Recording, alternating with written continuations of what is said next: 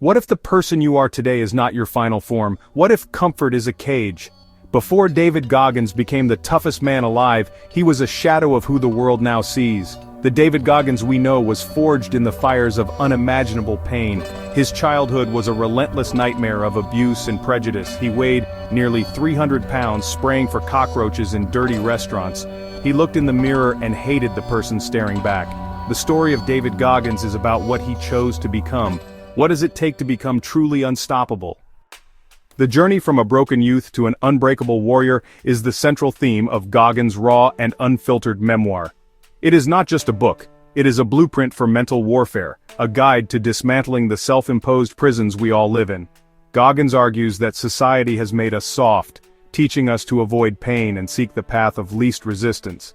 We are conditioned to believe that when our mind tells us to stop, when we feel exhausted, we are truly at our limit. But this, he reveals, is the most powerful lie we are ever told. True growth, true strength, and true freedom are only found on the other side of that perceived limit, in a place most people are too afraid to go. His transformation began with a single, life-altering decision. One night, while watching a documentary about the grueling training of the Navy SEALs, something inside him clicked. He saw men pushing themselves beyond all conceivable human limits, enduring hell on earth to become the best of the best. In their suffering, he did not see pain. He saw a purpose. He saw a way out of the prison he had built for himself. That night, he decided he would no longer be a victim. He would stop running from pain and start running towards it. He chose to pursue suffering not for its own sake, but as the ultimate tool for personal growth and reinvention. This decision set him on a path that would test every fiber of his being.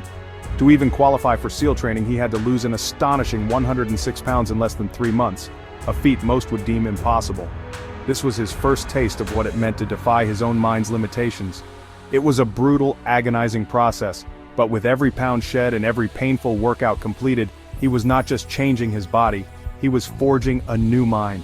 He was learning to control his inner dialogue, to silence the voice of doubt, and to embrace the discomfort that signals real tangible change is happening. What makes a person unstoppable? It is not the absence of fear or the lack of pain.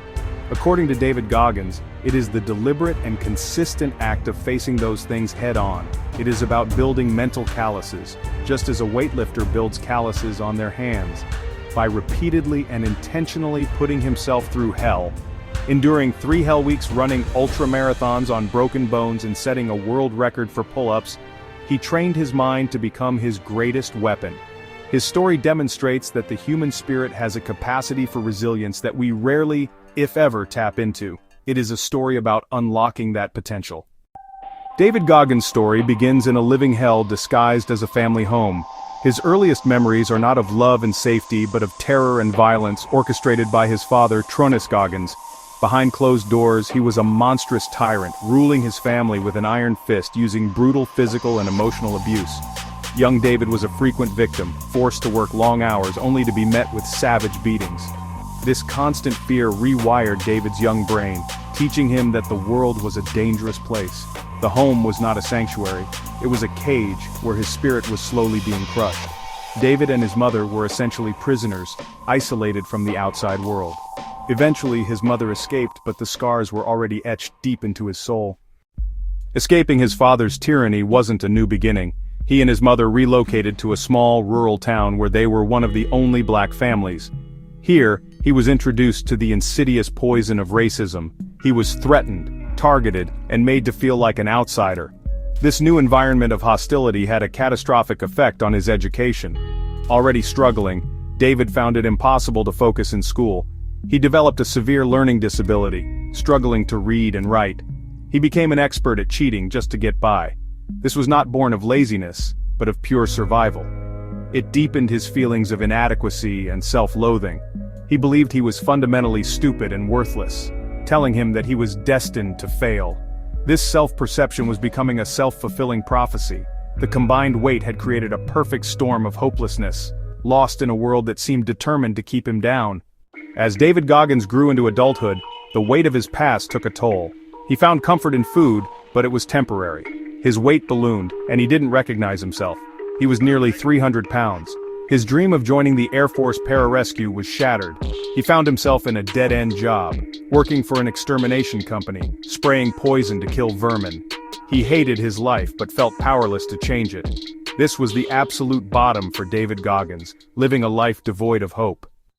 One night, David Goggins, weighed down by despair, stumbled onto a documentary about Navy SEAL training. He watched, transfixed, as men endured unimaginable suffering, freezing water, sleep deprivation, relentless physical torment. But their pain was chosen, purposeful. They ran toward hardship, forging strength from adversity. For the first time, Goggins saw a path. What if he could use his pain as fuel, not a prison? Staring at his reflection, a nearly 300-pound man who'd given up, he made a vow. He would stop being a victim.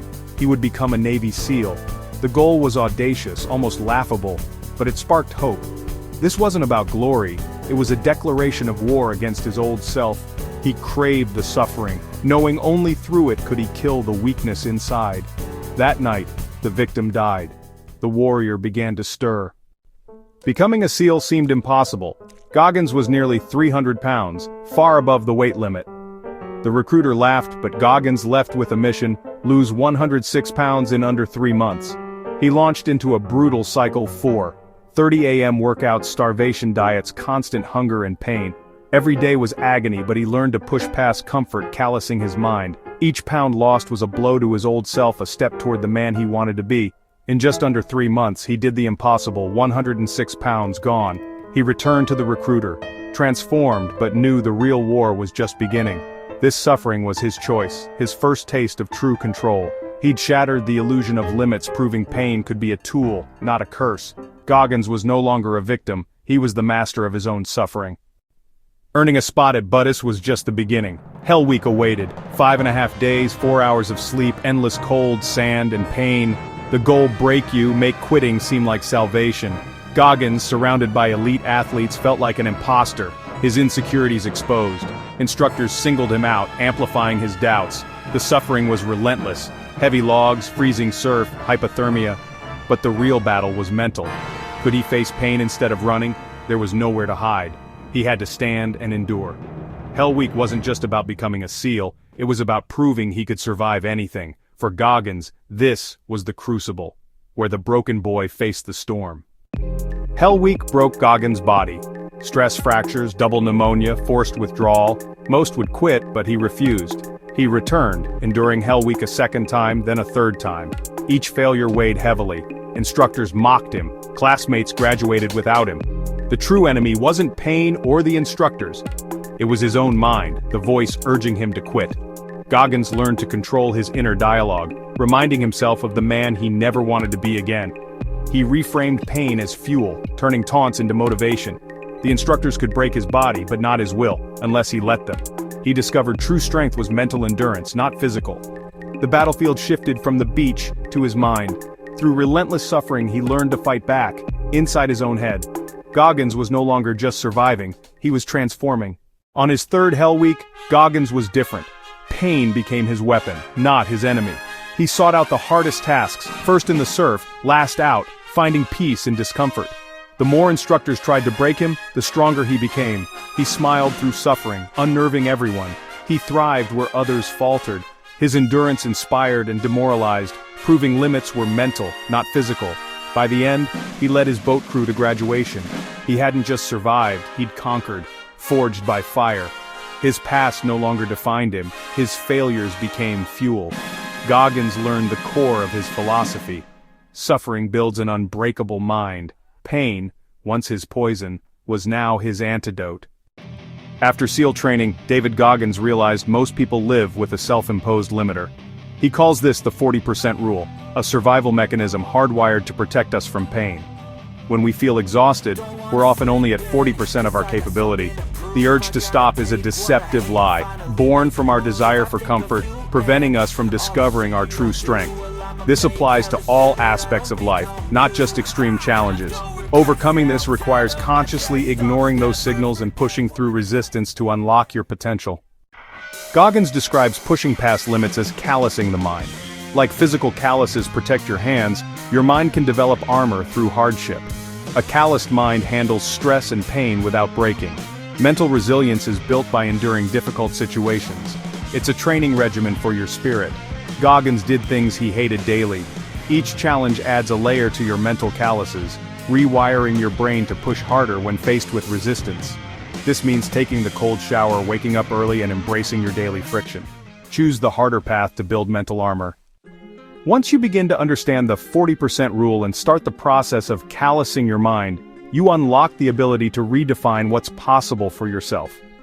David Goggins' life story is a testament to this. A series of seemingly impossible feats that were only achievable because he had trained his mind to operate beyond normal human endurance. Running on broken legs during an ultra-marathon wasn't a moment of insanity. It was a conscious decision to prove that his mind was in control, not his body's pain signals.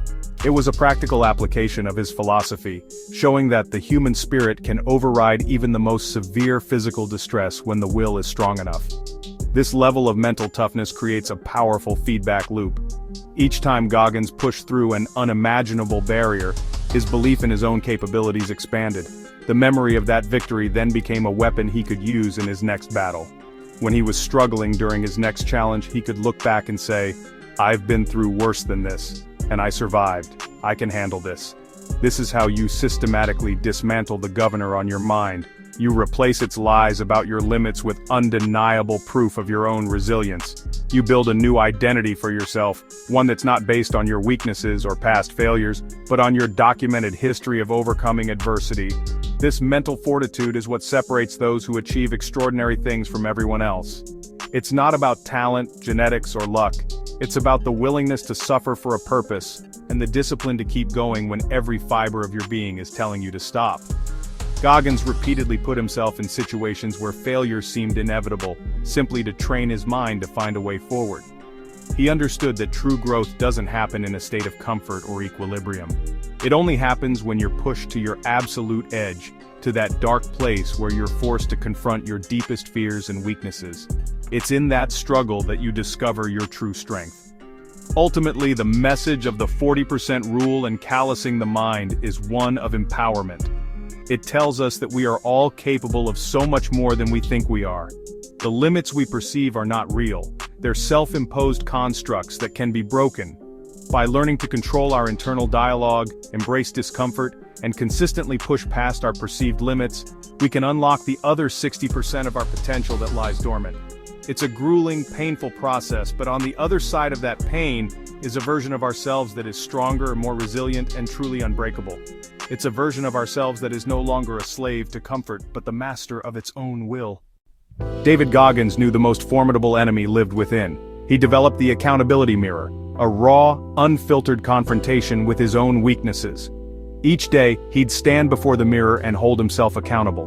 He wrote down his truths: overweight, liar, cheater, lazy, and plastered these labels onto the mirror. The mirror became a scorecard of his reality. Real change cannot begin until you accept the truth of who you are right now. He used the notes as a to-do list for self-improvement, taking actionable steps to make the person in the mirror obsolete. The accountability mirror became a tool for tracking progress on his journey of reinvention. David Goggins developed a psychological weapon he calls taking souls. It's a competitive strategy designed to break your opponent's will by demonstrating your unbreakable spirit. In any competitive environment, your goal is to outwork your opponent so thoroughly that they mentally give up. You don't just beat them, you take their soul by showing a level of dedication they can't match. Taking souls is about finding their breaking point and pushing beyond it. If you dig deeper, you can demoralize them into submission. Your effort becomes a weapon that dismantles their self-belief. This mindset can be applied to any area of life, proving your will is simply not up for debate. Even the toughest mind needs fuel. When facing extreme suffering, David Goggins reaches into his cookie jar. It's not filled with treats, but a mental inventory of every obstacle overcome. Each memory is a cookie, a reminder of resilience. These cookies aren't just major wins, but also smaller victories. Cataloging these accomplishments creates a reserve of fuel. The cookie jar counters the lies of an exhausted mind, providing evidence of capability. Create your own cookie jar by acknowledging past victories. Use it as leverage for the present, transforming struggle into fuel for future battles. After becoming a Navy SEAL, David Goggins found ultramarathoning. He entered the brutal Badwater 135, a 135-mile trek through Death Valley. To qualify, he ran the San Diego one-day ultramarathon with no specific training. It was a quest for suffering. At mile 70, his body revolted. His kidneys started to fail, his feet were a mess, and the pain was absolute. He sat down, defeated. But then he reached for his tools, reminding himself of every hell he had already walked through. He taped his feet, got up, and began to move forward again. He finished in just over 19 hours. The mind can drag the body across any finish line. For David Goggins, conquering challenges led him to a new form of torture. The world record for most pull-ups in 24 hours. The existing record stood at 4,020. His first attempt was a public failure. But for Goggins, it was just data. He analyzed his failure and began to train again. His second attempt was a private affair. The skin on his palms ripped open early. After 17 grueling hours, he broke the record, completing an astonishing 4,030 pull-ups. It was about proving that failure is not an endpoint, but a stepping stone. The only real limits in life are the ones that you accept for yourself. David Goggins' story challenges the contract we have with ourselves. Most people seek comfort and avoid pain, accepting a life of quiet compromise. Goggins proves we're capable of radical change if we rewrite that contract. Discipline is more important than motivation. It drives you when motivation fades. Build systems that force you to confront weaknesses daily, regardless of how you feel. Use tools like the accountability mirror to wage war against complacency. It's a path toward authentic strength and unshakable self-respect. Goggins' story reveals our incredible resilience and untapped potential. Unlock your greatness by embracing the suffering that leads to growth. The conclusion of David Goggins' message is not a comforting pat on the back. It is a direct and challenging invitation. It is an invitation to suffer, not for the sake of pain itself, but for the profound growth, clarity, and strength that can only be found on the other side of adversity. He asks us to stop running from the things that we fear and to start seeing them as opportunities. The difficult project at work, the intimidating fitness goal, the honest conversation we've been avoiding, these are our personal hell weeks. They are the training grounds where we can begin the process of callousing our own minds and proving to ourselves that we are stronger than we believe. This journey begins with a single, conscious decision to face your own 40% moments. The next time you feel the urge to quit, the next time your mind tells you that you are done, you must recognize that signal for what it is, a premature finish line. This is your chance to push a little further. You don't have to run 100 miles tomorrow. Simply do one more repetition, study for 10 more minutes, or hold your ground in a moment of discomfort. Each small victory over your mind's desire for comfort builds momentum. It is a small deposit into your cookie jar, and another layer on your mental calluses, preparing you for the bigger battles that lie ahead. The path to becoming uncommon amongst uncommon people is not glamorous. It is paved with sweat, sacrifice, and a relentless confrontation with your own inadequacies. It requires you to find comfort in discomfort and to seek out challenges that will expose your weaknesses. The goal is not to become David Goggins, but to become the most resilient, disciplined, and actualized version of yourself. His story is not a prescription to be followed verbatim, but a blueprint for mental warfare that each person must adapt to their own life. The enemy is not a physical opponent, it is the internal voice of mediocrity and doubt. So the final question Goggins leaves us with is not can you do it, but are you willing to? Are you willing to face the brutal truth in the accountability mirror? Are you willing to build your own cookie jar of victories? Are you willing to push past the 40% lie and discover what you are truly made of? The blueprint for mental toughness has been laid out. The human potential for greatness has been demonstrated. The invitation to suffer for your own growth has been extended. The only thing left to do is to start. Start today. Start now.